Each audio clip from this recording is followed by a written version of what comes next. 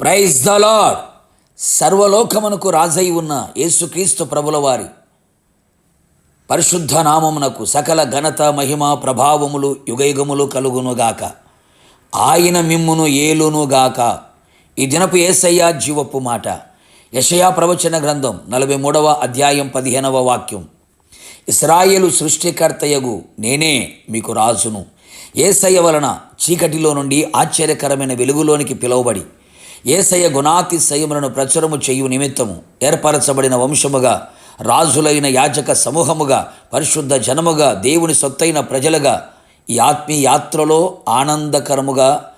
ఆనందకరమైన దేశము కొరకు ప్రయాణిస్తూ ఉన్న నా దేవుని పరిశుద్ధ దైవ జనాంగమా, యేసయ్య మనలను సృష్టించిన, నిర్మించిన, రూపించిన సృష్టికర్త, నిర్మాణకుడు, రూపకుడై ఉన్నాడు.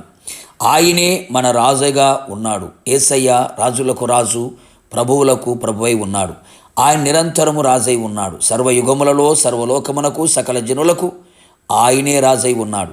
పురాతన కాలము మొదలుకొని ఆయనే దేవుడు, ఆయనే రాజు, నిరంతరము రాజై ఉన్నాడు.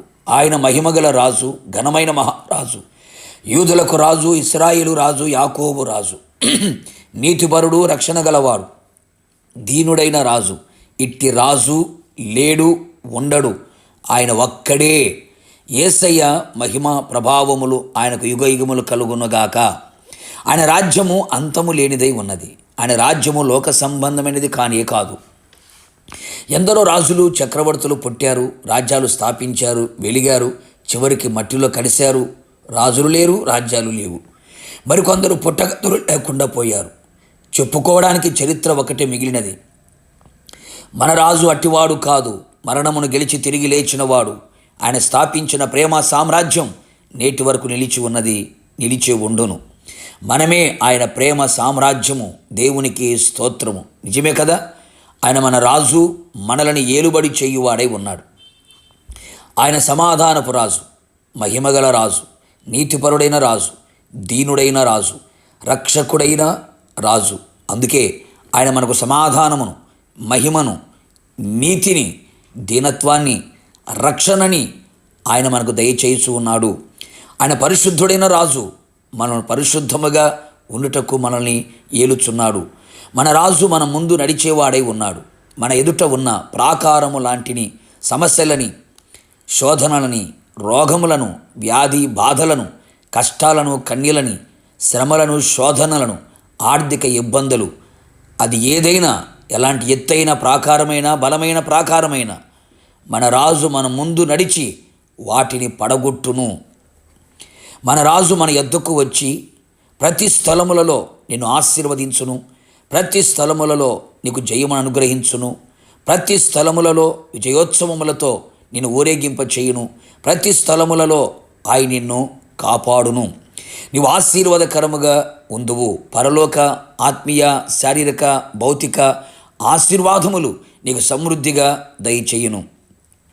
మన రాజు విమోచకుడై ఉన్నాడు. అవును ప్రియులారా, మన పాపములను విమోచించేవాడు, భక్తిహీనత నుంచి విమోచించేవాడు. మన విమోచకుడైన రాజు బలవంతుడు, సజీవుడు, రక్షణను, సంపూర్ణమైన భక్తిని దయచేయువాడై ఉన్నాడు. ఇలాంటి రాజును మనము కలిగి ఉన్నాము. మనము ధన్యులము. నిరంతరము ఆయనే మనకు రాజై ఉండునుగాక. ఆయన ఏలుబడిలో మనం నిలిచి యుగయుగములు ఆయనతో పాటు ఆయన రాజ్యములో నిలిచి ఉందుముగాక. ప్రార్థన. సర్వలోకానికి చక్రవర్తి అయిన నా ప్రియ పరలోకపు తండ్రి, నీ పరిశుద్ధమైన పాదములకి కోట్లాది స్తోత్రములు చెల్లించుచు ఉన్నాం. మమ్మల్ని సృష్టించిన సృష్టికర్త, మా నిర్మాణకుడా, మమ్మల్ని రూపించిన దేవా, మీరే మాకు రాజుగా ఉన్నందుకు మిమ్మల్ని స్తుతించుచున్నాం. మీరు మమ్మల్ని ఏలుబడి చేయుచున్నందుకు మీకు స్తోత్రాలు. మా ముందు నడుచుచున్నందుకు మీకు స్తోత్రాలు. ప్రతి స్థలములో మా యొద్దకు వచ్చుచున్నందుకు మీకు స్తోత్రాలు.